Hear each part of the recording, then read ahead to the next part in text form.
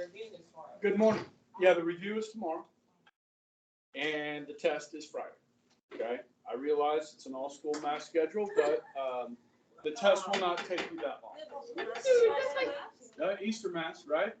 Yeah. That's my first test of the day. How many?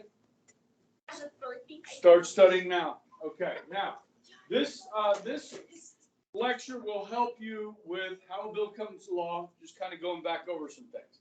Now, first thing I want to do is give you some history here. Okay.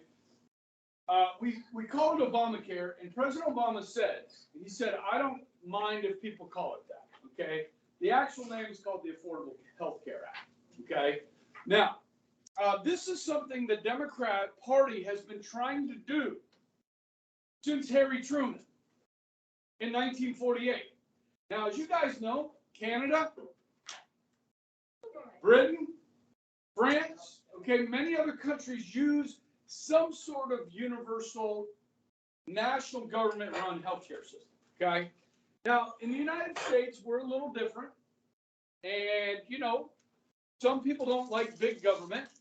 Now, the healthcare industry, those of you that are thinking about going into it, is about 1/6 of the entire U.S. economy.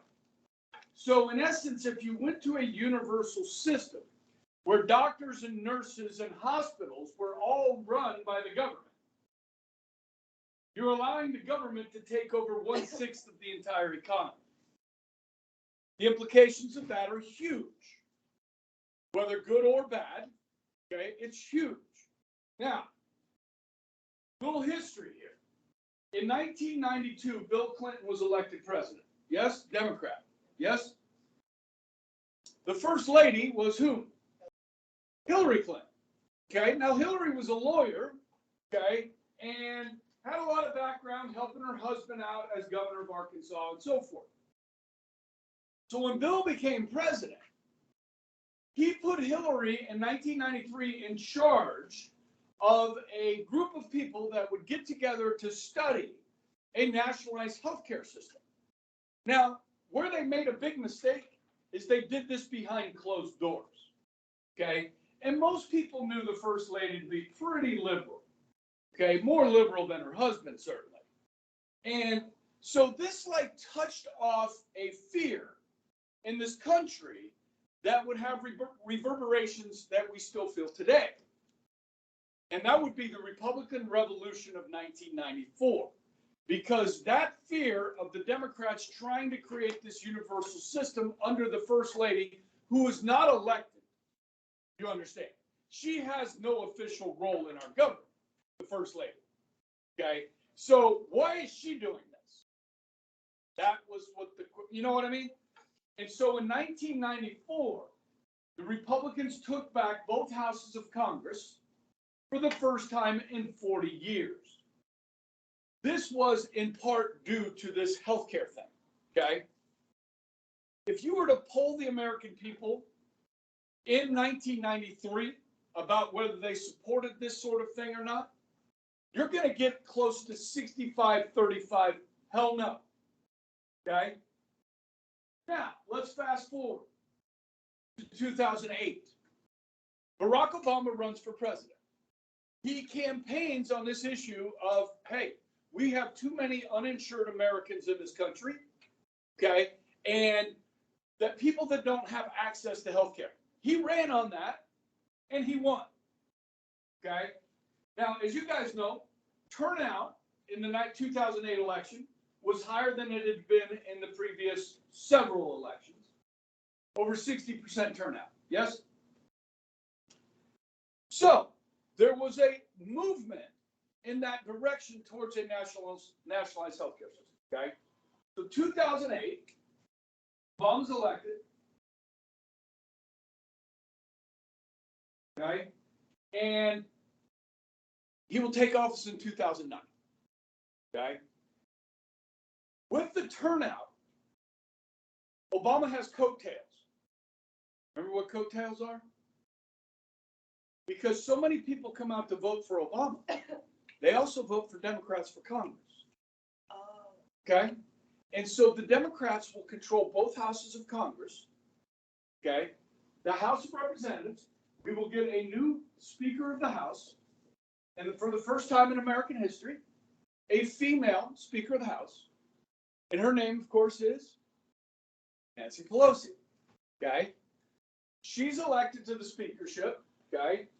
And this idea of a national healthcare system is started to be debated.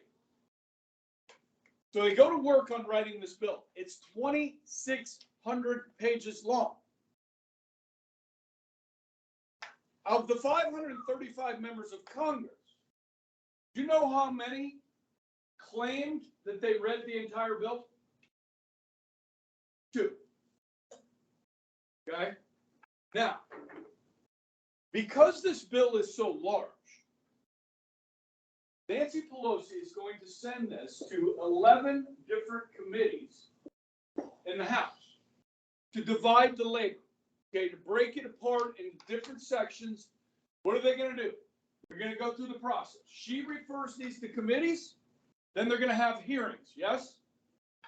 Then they're going to do markup in subcommittee and full committee, and then they're going to report that bill, pass it in the committees, where the Democrats have the majority of the seats in the committees, yes? And then they're going to report it back to the full House favorably. Okay? Democrats have a majority of the seats. This bill will pass. Okay? We're going to call this version 1. Okay? Not one Republican in the House voted for this.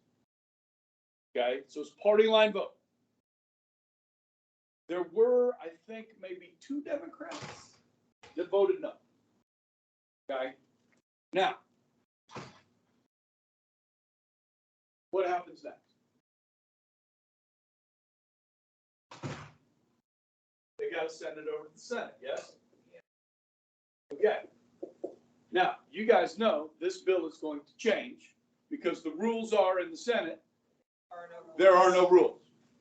Okay, unless you get a unanimous consent agreement, where all 100 agree to set aside the rules or create some rules. Excuse me. Okay, now I've got to sidetrack for a minute. In 2009, the Democrats have 60 seats. That should be an R. Okay. Oh, 60 seats. What's the significance of having 60 seats? The Republicans can't filibuster. This is a filibuster-proof majority. The Republicans cannot stop any vote in the Senate. This is huge. Now, guys, when I say this is huge, listen, you can go back and find this on YouTube. When this bill became law, Joe Biden was the vice president, yes? And as Obama is about to talk about this bill, this historic legislation, Joe Biden introduces it. And then as he hands the mic over to President Obama, he whispers in his ear, okay, the microphone picked it up. And Joe Biden said, President Obama, now I'm quoting, so deal with it. This is a big fucking deal. It was a big deal, okay? Now, I don't know if that got caught on there, but hey, I'm quoting the vice president, okay? Listen, it is. This is a huge deal. This is going to change the United States, okay? Now, I got to tell you some more. Because one of these Democratic senators is a guy named Ted Kennedy, the younger brother of John F. Kennedy. He is a senator from Massachusetts, okay, and has been in the Senate for more than 30 years. Now, this is taking place in 2009, okay? We're going back to 2007. In 2007, Ted Kennedy was diagnosed with brain cancer.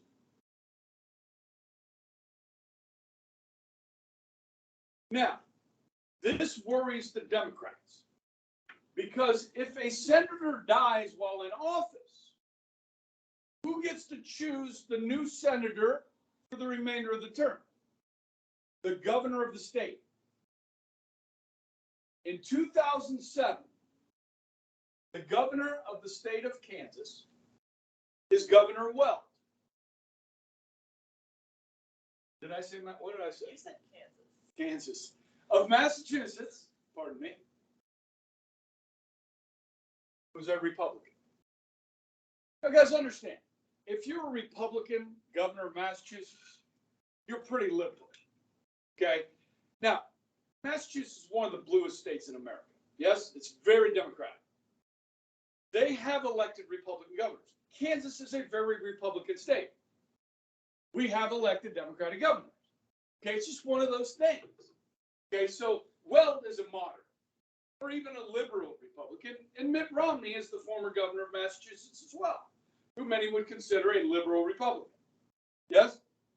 Okay, so the state legislature in Massachusetts is like, Ted's got brain cancer. If he dies, Weld is going to pick a Republican to replace Ted Kennedy.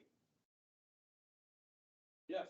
Would the same thing happen if Kennedy stepped down, say after his diagnosis he had decided to step down? Yep, the governor will get to replace him. So the state legislature changes the law.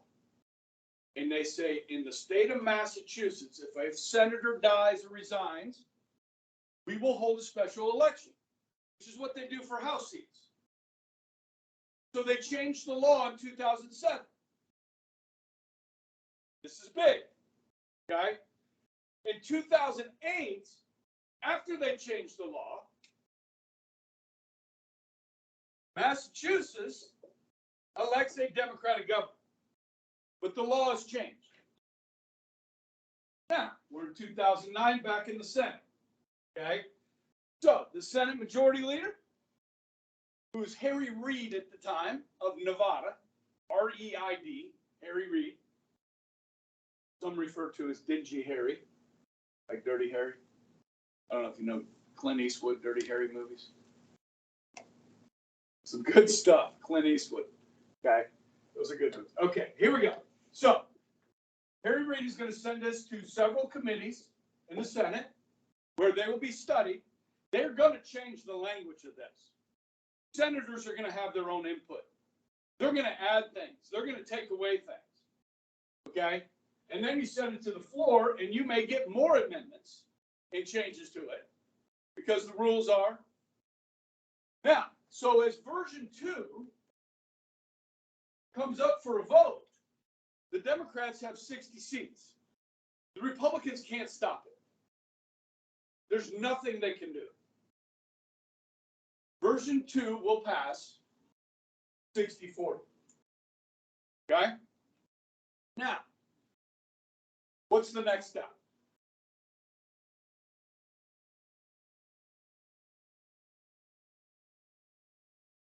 Come on, move down this way. They sent it back to the House. Not yet. What's that called? Conference committee. Okay, come on, guys. You got a test on this Friday. Okay, conference committee. Okay, now, remember, it's these people that studied this bill originally in the committees in the House and the people that studied in the committees in the Senate. So they've worked on this. They know the bill. Yes? Now, while this bill is in conference committee, Ted Kennedy dies.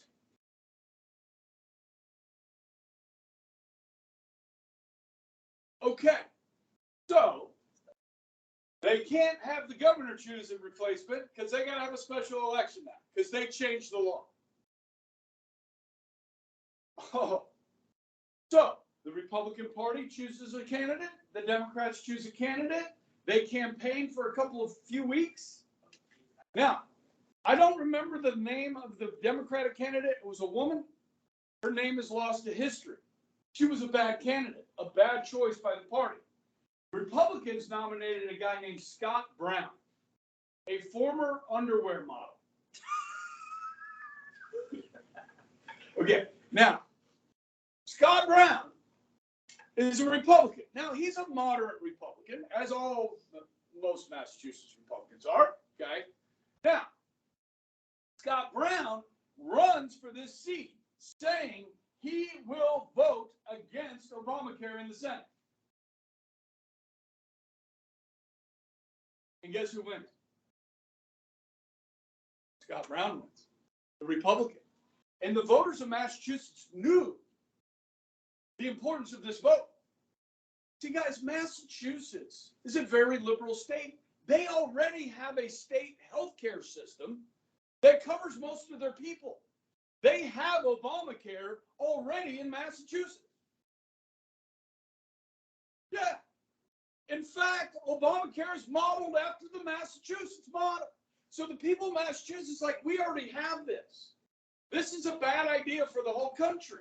And so they elect Scott Brown. So he'll vote no. It's freaking nuts. So now, this version 3 in conference committee, Republicans now can do what? Filibuster. Yeah. So they come up with a compromise in here. Version 3 will reconcile the different bills, okay? Which happens all the time. You send this back to the House, version 3, is it going to pass? Yeah, of course. Nancy wants it to pass, it's going to pass. You send version 3 back to the Senate, what's going to happen? Filibuster. There will be no vote on version 3 in the Senate. All right, people, put on your thinking caps here. How does Obamacare become law? Look at this and try and figure it out.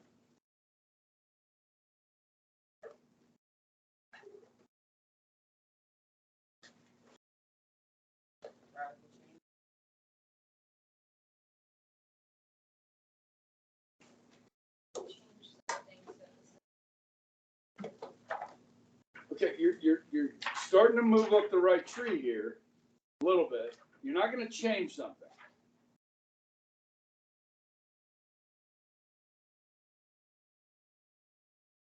Pay somebody off so that they. No traders, no payoffs, no kickbacks.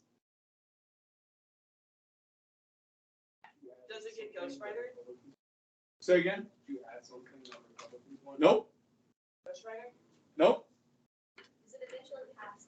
You've got to send the exact same bill that passes both houses to the president.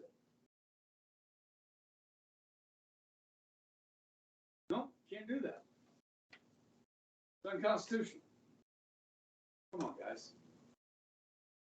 One of these bills has already passed the Senate. They're going to send in version 2. Where are you going to go with version 2? You're going to send version 2 that has passed the Senate back to the House. And the House will pass version 2.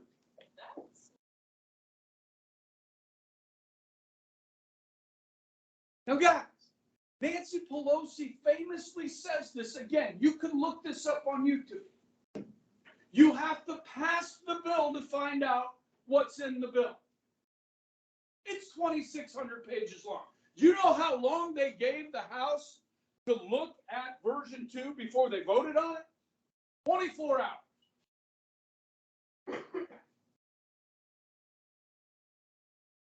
It's insanity. Okay? Now, so this bill passed both Houses of Congress without one Republican vote. Okay? Here's the thing, guys. Democrats admitted this at the time. Version 2 was a bad bill. Listen, these bills always go to conference. where they work out the kinks, they fix the bills. They will pass stuff they know is not ready, knowing that it'll get fixed here. But it never got fixed. So when they rolled out Obamacare in 2010, it was just fraught with all kinds of problems. I mean, they tried to create a government website where people could get on into a healthcare exchange. They spent $60 billion on this website. Oh, it was awful. Now, today, so in 2009, if you were polling the American people, whether they wanted this or not, remember back in 94, I says about 65-35, maybe 60-40. It was about 55-45. So attitudes were changing, okay? In 2012, if you were to poll the American people, whether they liked this bill or not, after it had been passed, the number was more like 50-50, okay? Now, there were parts of this that were illegal, unconstitutional, like the fact that they would fine you if you didn't buy insurance after the age of 27. The government can't fine you for not buying something. In 26 Republican states, Republican governors sued. And the Obama administration said, oh, no, it's not a fine, it's a tax. Justice Roberts, John Roberts, Chief Justice, bought that argument. It's not a fine, it's a tax, and Congress can tax you for not buying something. The tax is still applicable today. Okay, well, no. That's called the individual mandate, and the individual mandate is dead. The employer mandate, which said if you had more than 50 employees, you had to provide health insurance for your employees. That is dead. So the individual mandate that said a healthy 27-year-old has to buy health insurance or pay a tax, that is gone. But guys, when I was 25, when I was 22, I had to go off my parents' health insurance. Okay, I was no longer on their insurance. When I was 25, I had to get my wisdom teeth cut out. Now, I didn't have health insurance. It's like a $1,200 out-of-pocket expense. And then I moved to Louisiana, and I had really bad allergies. So I did the allergy testing thing, went to the allergy doc. You guys ever done that? They do all that stuff on your back? It was on my mother's arm. He was so little. Well, yeah, I found out I'm pretty much allergic to everything. I mean, like dust. Okay, well, grass, weeds, everything. Cats, dogs. Yeah. Okay. Yeah. So I've actually kind of grown out of it. But anyhow, not dogs. I'm still allergic to dogs. But yeah, so guys, it's a tough thing, you know, not having health insurance. I get it. But when you're 27, guys, most people don't have catastrophic problems. So you're going to spend $300 a month on health insurance for a healthy 27-year-old, or are you going to take that money and spend it somewhere else? Like on a mortgage or on a car. Or your kid, you know, saving for your kid's education. Now, if you have kids and you're 27, you probably want to get health insurance. Yes? Yes. For your kids' sake.